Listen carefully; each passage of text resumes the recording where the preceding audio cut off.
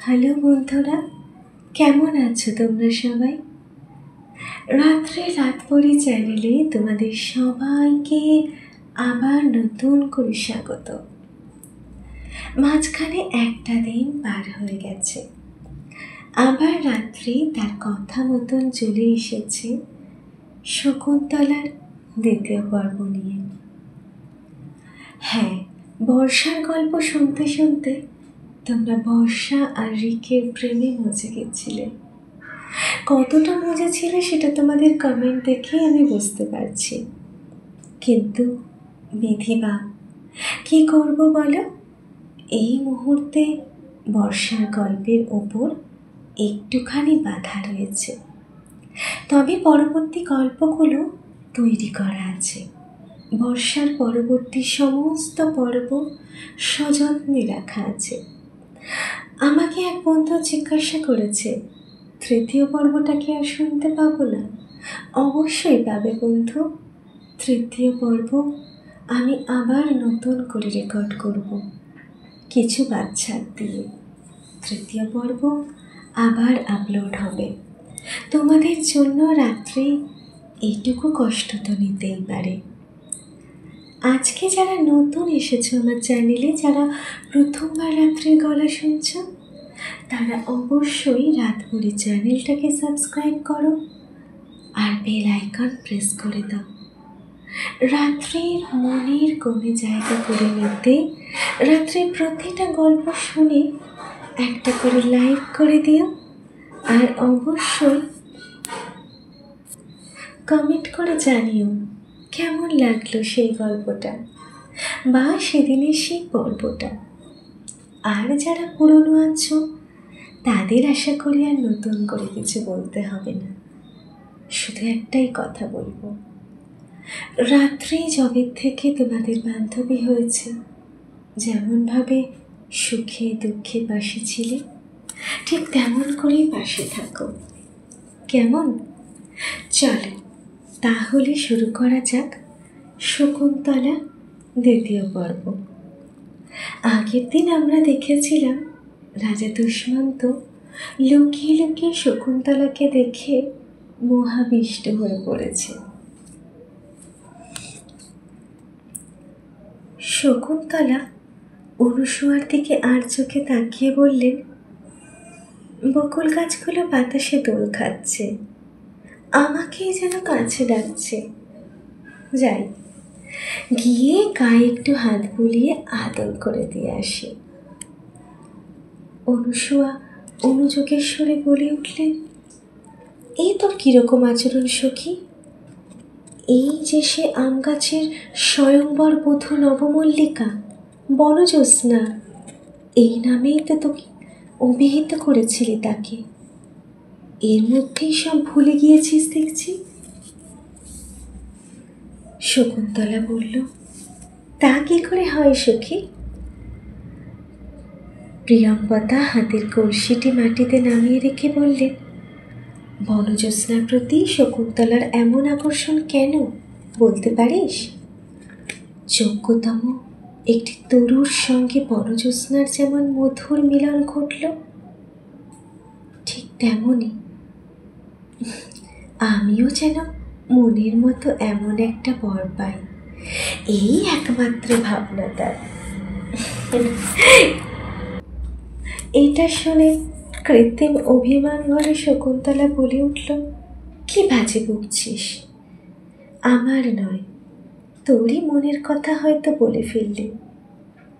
কথা বলতে বলতে কলসিটা নামিয়ে গাছে জল দেবার জন্য ওটাকে উপর করলেন। রাজা নিজের মনেই প্রশ্ন করলেন, ইনি আশ্রম পিতার কন্যা, তার অসবর্ণা স্ত্রীর গর্ভজাত সন্তান, কি অপরূপা! অথবা নির্দ্বিধায় বলা যায় ইনি তো ইন্দ্রিয়ের পরিণয় যোগ্য। আমার মন যে তার প্রতি আসক্ত হয়ে পড়ছে, আমি মানসিক দুর্বলতা বোধ করছি। যাতে সন্দেহের অবকাশ থাকে সে বিষয়ে সজ্জনদের মানসিক প্রবৃত্তি বোঝায়, তা সত্ত্বেও বিচার বুদ্ধি দিয়ে যাচাই করে নেওয়া দরকার।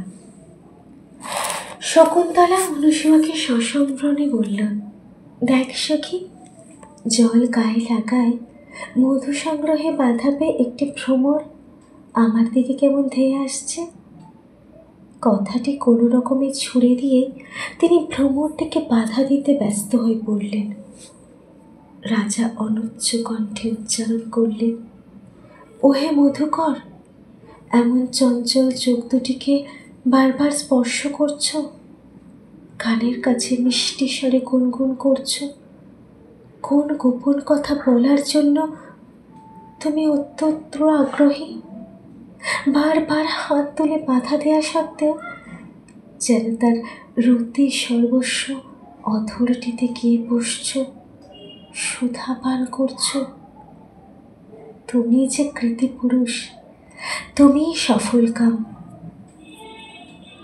শকুন্তলা বিরক্তি প্রকাশ করে বললেন, নচ্ছার এই ডাকাত ভ্রমরটির হাত থেকে আমাকে বাঁচা তোরা।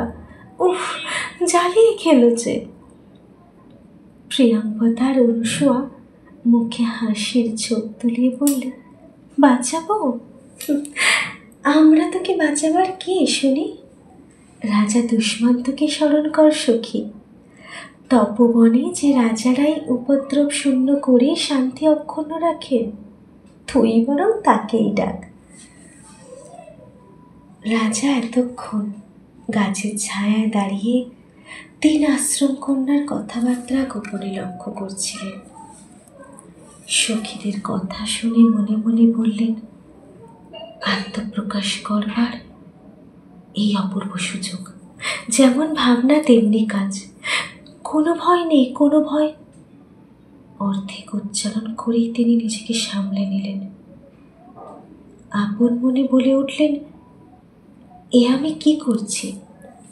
আমি যে রাজা দুষ্মন্ত জানাজানি হয়ে যাবে যে, তার চেয়ে বরং এগিয়ে গিয়ে কথা বলা যাক। দ্রুত পায়ে শকুন্তলার সামনে গিয়ে বললেন, কি ব্যাপার? দুষ্টের শাস্তিদাতা পুরবংশীয় কোনো একজন যখন পৃথিবী শাসনের দায়িত্বে রয়েছেন, তখন নিরীহ তপস্বী কন্যাদের পীড়ার কারণ হচ্ছে কোন পাষণ্ড? রাজা দুষ্মন্তের অকস্মাৎ আত্মপ্রকাশ করায় আশ্রম কন্যাগণ কেমন অপ্রতিভ হয়ে পড়লেন। কোনো রকমে নিজেকে একটু সামলে নিয়ে অনুসূয়া বললেন, আর্য, মারাত্মক কিছু ঘটেনি। আমাদের এই প্রিয় সখীটি এক দস্যু ভ্রমরের আক্রমণে বিব্রত বোধ করছেন। রাজা শকুন্তলার দিকে চোখ ফিরিয়ে সসম্ভ্রমে জিজ্ঞেস করলেন, কি তপস্যার কুশল তো? তপস্যা কার্যে কোনো দুর্বৃত্ত কি? শকুন্তলা লজ্জায় অবনত মস্তকে দাঁড়িয়ে পায়ের আঙুল দিয়ে আনমনে মাটি খুঁড়ে চললেন। অনুসূয়া এগিয়ে এসে কথা বলে শকুন্তলাকে যেন স্বস্তি দিলেন। এমন একজন অতিথি আশ্রমে পদার্পণ করার পরেও কি বলা যায় তপস্যার কুশল নয়? শকুন্তলাকে লক্ষ্য করে বললেন, সখী শকুন্তলা, দৌড়ে কুটিরে গিয়ে অর্ঘ্য সাজিয়ে নিয়ে আয়। মুচকি হেসে রাজা বাধা দিয়ে বললেন, তার আর দরকার হবে না। আপনাদের প্রীতিপূর্ণ ব্যবহার আর বাক্যালাপেই অতিথি তুষ্ট। প্রিয়ঙ্বদা সবিনয় নিবেদন রাখলেন, তবে বরং এক কাজ করুন, ওই ছাতিমের ছায়ায় একটু বিশ্রাম করে ক্লান্তি অবনোদন করে নিন। রাজাকে নিয়ে আশ্রম কন্যারা ছাতিম গাছের ছায়ায় বাঁধানো এক বেদির উপর বসালেন। অনুসূয়া সামান্য এগিয়ে প্রিয়ঙ্বদার কানের কাছে মুখ নিয়ে অনুচ্চ কণ্ঠে বললেন, প্রিয়ঙ্বদা, ইনি কি? বুঝলাম না তো।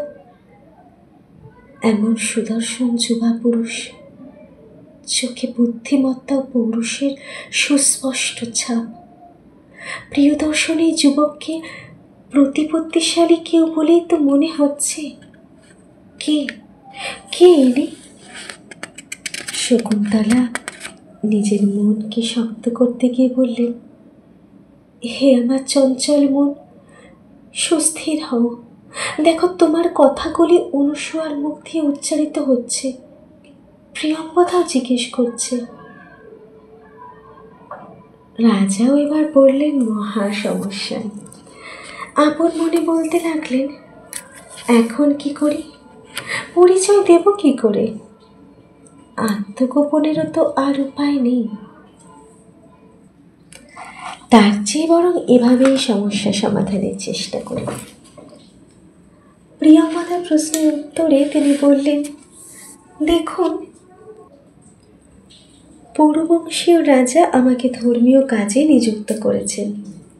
চারিদিকে ঘুরে ঘুরে দেখছি ধর্মানুষ্ঠান নির্বিঘ্নে সম্পন্ন হচ্ছে কিনা। তাই তো কর্তব্য সম্পাদন করতে রাজা এই কাজ গোপনে আমাকে দিয়েছে। রাজার আগ্রহ প্রকাশ করে প্রিয়ম্বদা ও অনুসূয়াকে তিনি বললেন, আপনাদের এই সখীটি সম্বন্ধে আমি কিছু জানতে চাচ্ছি। শুনেছি আপনাদের আশ্রম পিতা আজীবন ব্রহ্মচারী। আপনাদের এই সখীটি তার কন্যা। কেমন করে সম্ভব হলো বুঝছি না তো।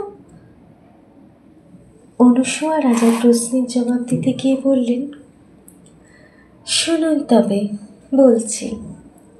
কৌশিকী গোত্র নামে প্রভাবশালী এক মহর্ষি রয়েছে। তিনি আমাদের সখীটির জন্মদাতা। জেনে রাখুন, প্রাচীন কালের কথা। একদিন ওই ঋষিবর কঠোর তপস্যায় রত ছিলেন। দেবতারা কি যেন বিশেষ এক কারণে ভীত হয়ে স্বর্গ থেকে মেনকা নামে এক অপ্সরাকে পাঠালেন তার তপস্যা ভঙ্গ করার উদ্দেশ্যে। হ্যাঁ, ঠিকই বলেছেন।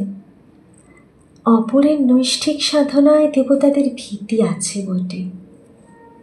অনুসূয়া আবার বললেন, অপ্সরা মেনকা রূপের ডালি মেলে তপস্যারত ঋষির সামনে উপস্থিত হলেন। তার সম্মাহনী রূপে মুগ্ধ হয়ে ঋষিবর যাজ্ঞে। অনুসূয়া লজ্জায় মুখ ঘুরিয়ে নিলেন। তার কথা শেষ করা সম্ভব হলো না। রাজা তাকে দায়মুক্ত করতে গিয়ে বললেন, ঠিক আছে, বুঝেছি। ইনি নিশ্চয়ই সেই অপ্সরার গর্ভজাত সন্তান। এই তো। রাজা আরও এক ধাপ এগিয়ে বললেন, আপনাদের এই সখীর ব্যাপারে আমার আরও একটি জিজ্ঞাসা রয়েছে। বলুন তো, বিবাহ সম্বন্ধ নির্ধারিত না হওয়া পর্যন্ত কি তিনি তপস্বিনী হয়েই দিন কাটাবেন, যা কিনা প্রণয় ব্যাপারে প্রতিবন্ধক? নাকি চোখগুলি হরিণের মতন বলে তাদের নিয়ে তিনি মেতে থাকবেন? বলুন তো। আমাদের সখীটি ধর্মাচরণের ব্যাপারে সম্পূর্ণ অধীন ঠিকই, তবে পিতৃদেবের ইচ্ছা যোগ্য বর পেলে অবশ্যই তাকে সম্প্রদান করা হবে। রাজা অনুসূয়ার কথায় যেন কিছুটা আশ্বস্ত হলেন। তিনি সন্ন্যাসে শোকোক্তি করলেন, তাই যদি হয় তবে তো এই দুর্লভ অবশ্যই নয়। চেষ্টা করলে তো কাছে পেতে পারি, রূপ লাবণ্য উপভোগ করতে পারি। আমার মনের দ্বিধা দ্বন্দ্ব দূর হল। হে আমার চঞ্চল মন, তুমি যাকে আগুনের লেলিহান শিখা ভেবে পিছিয়ে যাচ্ছ, সে যে মোটেই দুর্লভ নয়। সামান্য প্রয়াসেই পেতে পারো। অনুসূয়ার উপর কৃত্রিম অভিমান প্রদর্শন করে শকুন্তলা আশ্রম গৃহে চলে যাবার উদ্যোগ করল। প্রিয়ম্বদা বাধা দিয়ে বলল, সখী শকুন্তলে, তোর এভাবে চলে যাওয়া কি শোভন হবে? বিশিষ্ট অতিথির সেবা করাই কি তোর ও আমাদের প্রাথমিক কর্তব্য নয়? শকুন্তলা চলে যাওয়ার উদ্যোগ করায় রাজার মনে হতাশার সঞ্চার হল। তিনি বিষণ্ণ মনে শোকোক্তি করলেন। আহ, কেন যেতে যাচ্ছেন তিনি? হাত বাড়িয়ে শকুন্তলাকে ধরতে গিয়েও নিজেকে সামলে নিয়ে আবার আপন মনে বলে উঠলেন, প্রেমিকের মনের গতি দৈহিক আচার আচরণের মতোই হয়ে থাকে। আচমকা আশ্রম কন্যা শকুন্তলার পথ আগলাতে গেলাম, কিন্তু সম্ভ্রমবোধ বাধা হয়ে দাঁড়ালো। প্রিয়াঙ্গদা বললেন, তোর তো এখন কিছুতেই যাওয়া চলতে পারে না সখী। গাছে জল দেবার ব্যাপারে দুবারের জন্য তুই আমার কাছে ঋণী। আগে তো ঋণ শোধ কর, তারপর না হয় যাবার চিন্তা করবি। এই যুক্তির উল্লেখ করে তিনি শকুন্তলার গতিরোধ করলেন। রাজা দুষ্মন্ত সমবেদনার স্বরে বললেন, দেখুন, গাছে জল দিতে গিয়ে তিনি ক্লান্ত হয়েছেন। তার চোখে মুখে কেমন ক্লান্তির ছাপ ফুটে উঠেছে। জলের কলসি টেনে টেনে হাতের তালুতে কেমন রক্ত জমে গেছে। দেখুন, কাঁদটি সামনের দিকে ঝুঁকে পড়েছে। ঘন ঘন শ্বাস প্রশ্বাস ক্রিয়া চলায় স্তন্যদয় কেমন বারবার আন্দোলিত হচ্ছে। দেখুন, খোপার বাঁধন খুলে গেলে এক হাতে কোচকাজ করার চেষ্টা করেছিলেন, খুলে গিয়ে কেমন ছড়িয়ে পড়েছে, দেখতেই তো পাচ্ছেন। তাই তার কষ্ট লাঘবের জন্য আমি তাকে ঋণ মুক্তি করতে আগ্রহী। কথা বলতে বলতে নিজের হাতের আংটি খুলে প্রিয়ঙ্বদার দিকে এগিয়ে দিলেন। আংটির গায়ে খোদাই করা তার নাম দেখে সখী দুজন চমকে উঠলেন। একে অন্যের প্রতি দৃষ্টি বিনিময় করলেন। তাদের মনের কথা অনুমান করে রাজা সঙ্গে সঙ্গে বলে উঠলেন, কি হলো, আংটির নামটি আপনাদের বড়ই ভাবিয়ে তুলেছে মনে হচ্ছে। আমাকে ভুল বুঝবেন না, আসলে এটি রাজার দেওয়া উপহার মাত্র। রাজার প্রিয় পাত্র কিনা, তাই তিনি উপহার দিয়েছেন। আমার রাতপুরীর দর্শকরা, আমার রাতপুরীর বন্ধুরা, আজকে অভিজ্ঞান শকুন্তলমের দ্বিতীয় পর্ব আমি এখানেই সমাপ্ত করছি। রাজার হাতের আংটি প্রিয়ঙ্বদা অনুসূয়ার হাতে পড়েছে।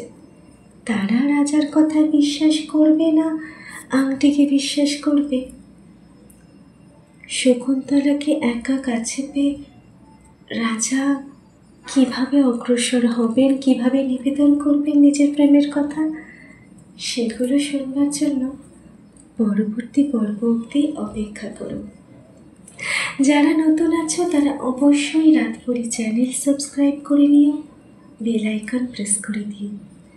আর পুরনো বন্ধুরা এবং নতুন বন্ধুরা সবাই জানিও অভিজ্ঞান শকুন্তলম তোমাদের হৃদয় তোলা দিতে পারছে কিনা, কারণ তোমাদের ভালো লাগাটাই আমার একান্ত চাওয়া, আমার শেষ চাওয়া। চলো, আজকের মতন রাত্রিকে বিদায় দাও। দেখা হবে খুব তাড়াতাড়ি আবার রাত্রি 10টায়। আজকের মতন শুভরাত্রি।